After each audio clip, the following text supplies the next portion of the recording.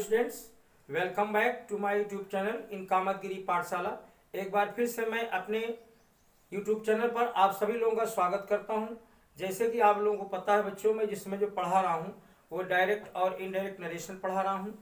और इससे पहले जो मैंने वीडियो बनाया था, जो मेरा प्रीवियस लेक्चर था, उसमें मैंने पढ़ाया था कि यदि रिपोर्टिंग बार पास्ट टेंस में है तो रिपोर्टेड स्पीच का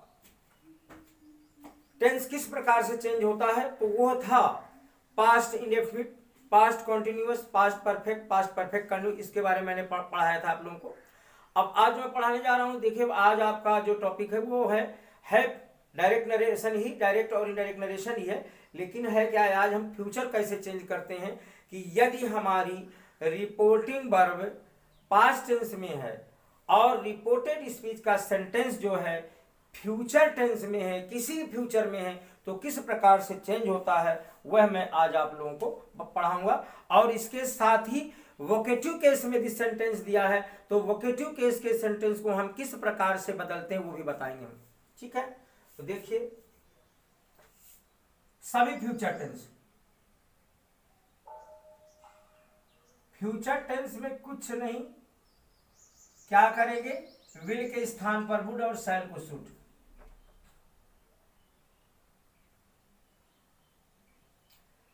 देखिए मैंने इसमें फ्यूचर इंडेफिनिट नहीं लिखा, इसका मतलब मेरा तात्पर्य सभी फ्यूचर से, चाहे फ्यूचर इंडेफिनिट हो, चाहे फ्यूचर कंटिन्यूअस हो, चाहे फ्यूचर परफेक्ट हो, चाहे फ्यूचर परफेक्ट कंटिन्यूअस टेंस हो, सब में देखिए कैसे चेंज होगा। ठीक है, तो इसमें क्या है, विलो का हम चेंज कर देंगे, विल चेंज हो जाएगा वुड में, ये डायरेक्ट में, और ये इनडायरेक्ट में। और यदि शैल है तो शैल शुड में चेंज हो जाएगा, और कोई ज्यादा चेंज इसमें नहीं है। ठीक है, तो दो चार एग्जांपल देते हैं, समझते हैं। जैसे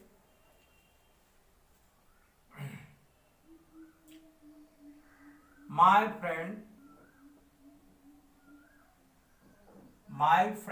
फ्रेंड सेड टू मी। ठीक, मेरे मित्र ने मुझसे कहा मैं स्कूल नहीं जाऊंगा।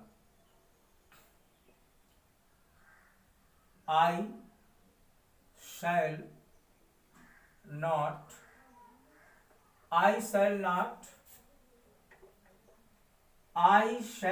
go to school.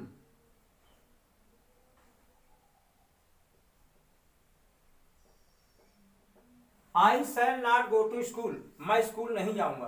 तो कैसे चेंज करेंगे इसको इनडायरेक्ट में, देखिए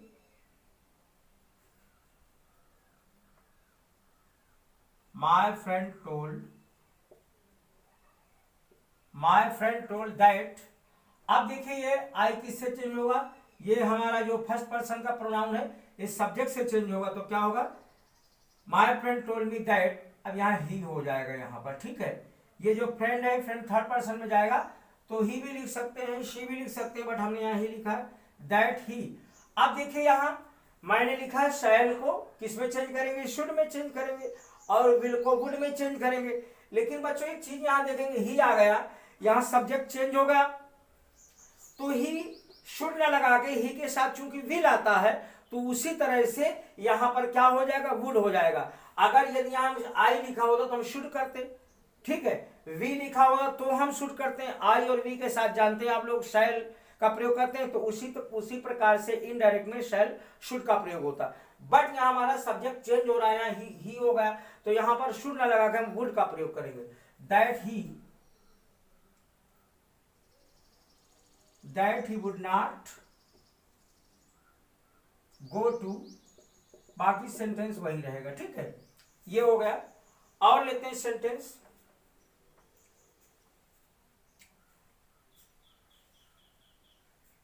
हाँ, his mother said, his mother said, उसकी माँ ने कहा, his mother said to him.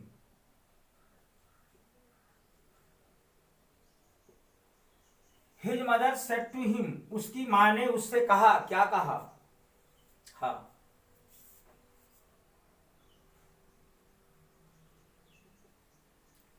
Seema will be in the garden। उसकी मां ने उससे कहा सीमा बगीचे में होगी। तो अब देखिए इसको कैसे, ये केवल इसमें देखिए विल का प्रयोग है, ये स्थिति को बता रहा है, ये स्थिति को बता रहा है उसकी। इसमें कोई टेंस का, इसमें ना फ्यूचर इंडेफिनिट है ना कंटिन्यूअस परफेक्ट, सिंपल है केवल वर्ब में। ये व्यक्ति की क्या बता रहा है, सीमा की स्थिति को बता रहा है। तो देखो इसको हम कैसे चेंज करेंगे।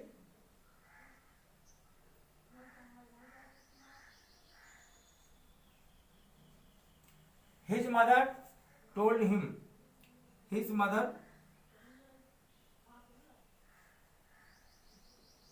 हिज मदर टोल्ड हिम, उसकी मां ने उसको बताया, दैट, सीमा तो नाम है चेंज नहीं होगा, Seema would be in the garden, Seema बगीचे में होगी। तो देखिए मैं समझ रहा हूं आप लोगों को ये बात समझ में आ रही होगी कि यदि हमारा जो रिपोर्टेड स्पीच का सेंटेंस यदि फ्यूचर टेंस का है तो किस प्रकार से चेंज है, टेंस किस प्रकार परिवर्तित होगा। उसमें कुछ नहीं करना, बस विल को वुड में चेंज करना है और शैल को शुड में चेंज करना है, ठीक है। और एग्जाम्पल कुछ लेते हैं। देखिए प्रैक्टिस से बच्चों आएगा, ऐसे वीडियो देखने से नहीं आ जाएगा खाली। आप लोग एक बढ़िया सी नोटबुक तैयार कर लीजिए, उसी से पढ़िए, सब समझ में आता रहेगा। अभी मैं एक्सरसाइज भी हल करूंगा, 10th क्लास की बुक की भी हल करूंगा और जो है इंटर दोनों की एक्सरसाइज करूंगा। थोड़ा और रूल्स लिखा दूं, पढ़ा दूं, फिर इसके बाद एक्सरसाइज हल करता हूं।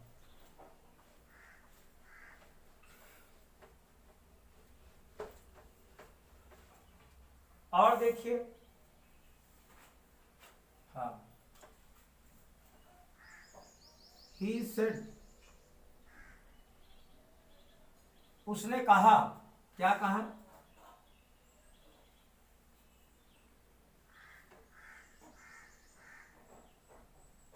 दे,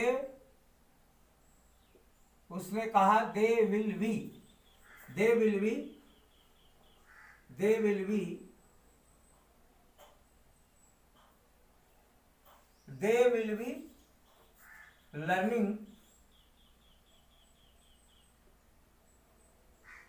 there lesson.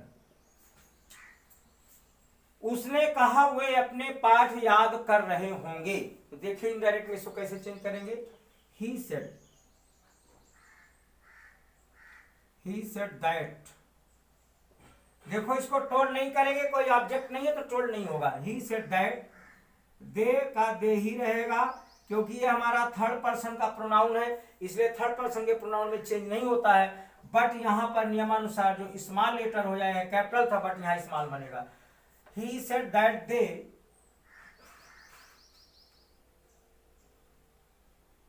that they would be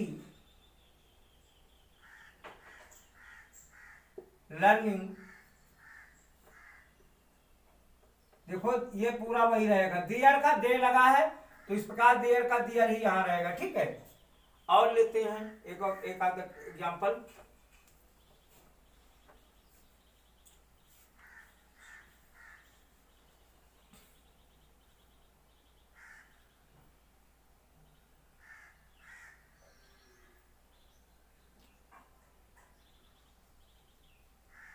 Mohan said to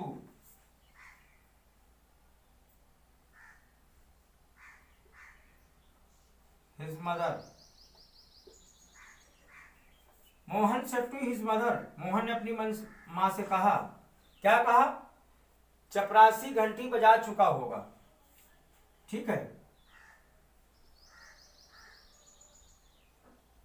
The peon will have, the peon will have,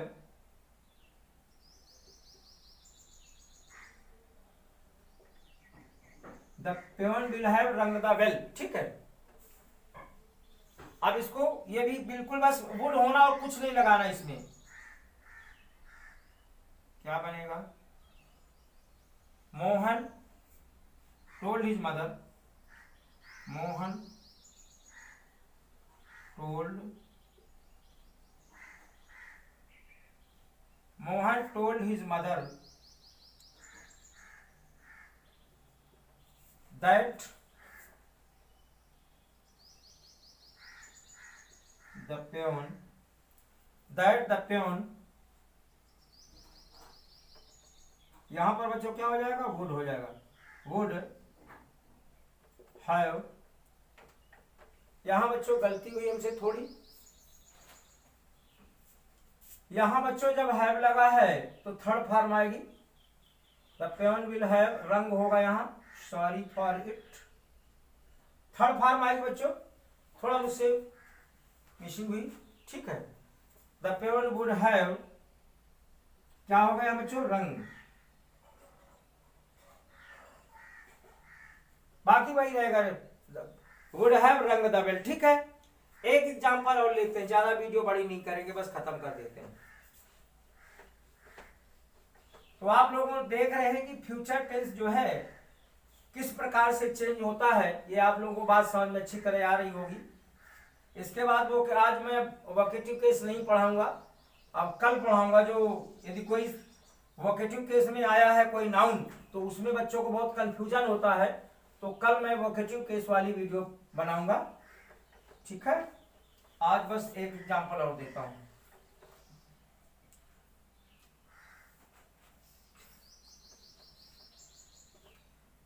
हाँ देखिए एक सेंटेंस,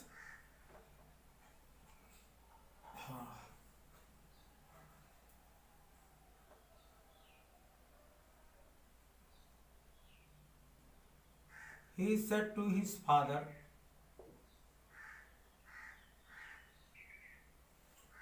उसने अपने पिता से कहा, क्या कहा,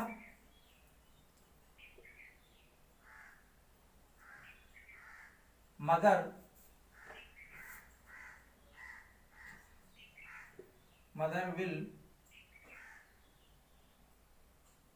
will have been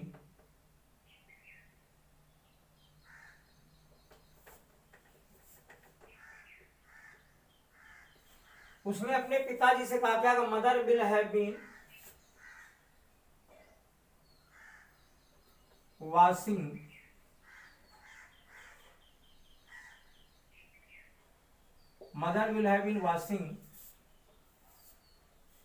washing the clothes since morning।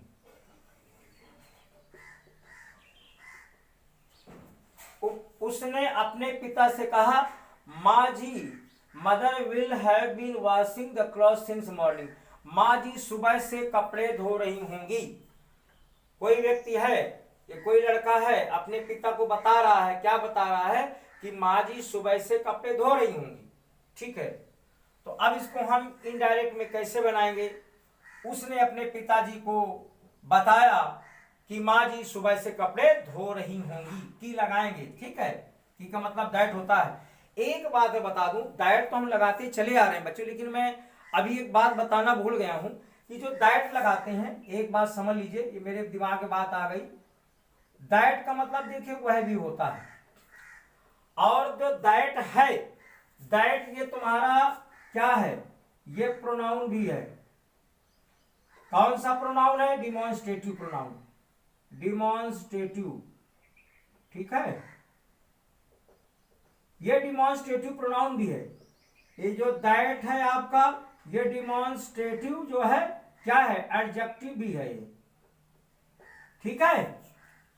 Demonstrative pronoun भी है, डिमॉन्स्ट्रेटिव एडजेक्टिव भी है, बट यहां पर इन दोनों में से कुछ भी नहीं है। फिर यहां क्या है, यहां बच्चों दैट जो है हमारा किसका काम करता है, दैट यहां कंजंक्शन का काम करता है। किसका काम करता है बच्चों, यहां दैट का मतलब कंजंक्शन। इसका मतलब देखो हिंदी में कहे इसका मतलब वह होता है, यहां भी इसका मतलब वह, बट यहां इसका मतलब होता की। अब आप लोग समझ लीजिए, जो आप इनडायरेक्ट में समझ रहे हैं इसका मतलब की होता है। मैंने भी ध्यान नहीं दिया, पढ़ाता चला रहा हूं अभी तक, बट मैंने बता दिया, जो बच्चे छोटे क्लास के हैं, 9th क्लास के हैं, 7th 8th के हैं, सबका नरेशन सब में आता है, तो समझ लें, ठीक है। इसका मतलब ये होता है, तो दैट का मतलब की होता है। उसने अपने पिताजी को बताया,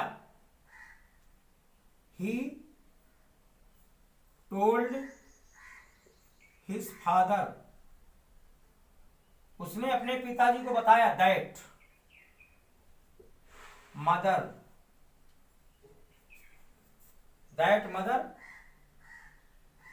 वुड हैव बीन, बस बाकी पूरा सेंटेंस ही पूरा जैसे तैसे उतार देंगे। ठीक है, तो बच्चों चलिए आज हम वीडियो यहीं समाप्त कर रहे हैं, ओवर कर रहे हैं, फिर अगली वीडियो के साथ मिलेंगे। ठीक है, लेकिन हाँ एक बात ध्यान रखिए, आप लोग नोट, मैंने कहा था नोटबुक ले, जब भी वीडियो देखने बैठे नोटबुक ले लें और पेन ले लें और लिखना शुरू कर दें, लिखते रहें, प्रैक्टिस करते रहें, मेरे साथ लगे रहें। निश्चित रूप से आपको नरेशन में कोई दिक्कत नहीं होगी।